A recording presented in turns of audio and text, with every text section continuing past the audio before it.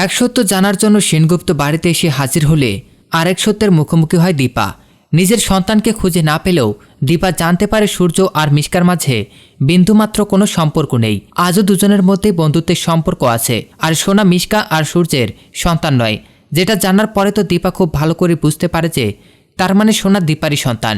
না হলে কেন দীপা আর সোনার মাঝে এতটা মিল থাকবে? কেন সোনা আর দীপার মাঝে এত টান? সোনা বারবার কেন দীপার মাঝে নিজের মাকে খুঁজে পায়? এমন সবটা মনে পড়লে দীপা শিওর হয়ে যায় যে সোনা, সূর্য আর দীপারই সন্তান। দীপার আরেক যম সন্তান আর অন্য কেউ নয়, বরং সোনা।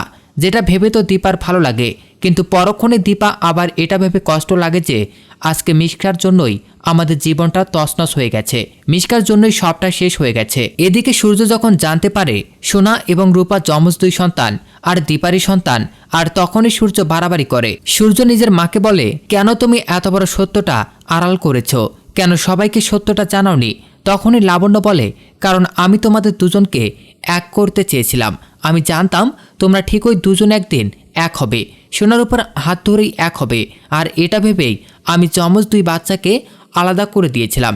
এদিকে দীপা তো কষ্ট পায়। দীপা কষ্ট পেলে সূর্য দীপাকে সামলানোর চেষ্টা করে। সূর্য দীপাকে বোঝায় আর বলে, এভাবে ভেঙে পড়ো না, সব ঠিক হয়ে যাবে। ঠিক তখনই দীপা বলে, কিভাবে ঠিক হবে? আমার দুই সন্তান যমজ হওয়ার পরেও একে অপর থেকে ছোটবেলা থেকে আলাদা। একটা সন্তান আমার কাছে ছিল না, মায়ের ভালোবাসা পেল না, তাহলে সবটা কিভাবে ঠিক হবে?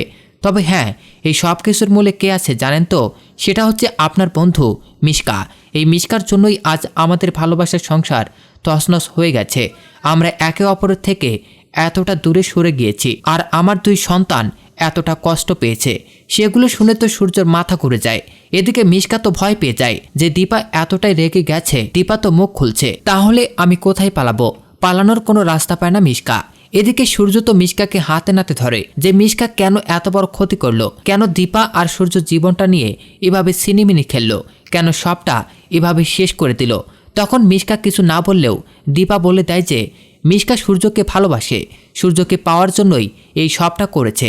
যেটা শুনে সূর্য আরও রেগে যায়। তো বন্ধুরা, নিজের কষ্ট চেপে রাখতে না পেরে এবার যদি দীপা মুখ খোলে, সূর্যের সামনে মিশকার আসল রূপটা তুলে ধরে, তাহলে সেটা দেখতে তোমাদের কেমন লাগবে অবশ্যই কমেন্ট করে জানাও। এবং পরবর্তী আপডেট সবার আগে দেখতে আমাদের চ্যানেলটি এখনই সাবস্ক্রাইব করুন।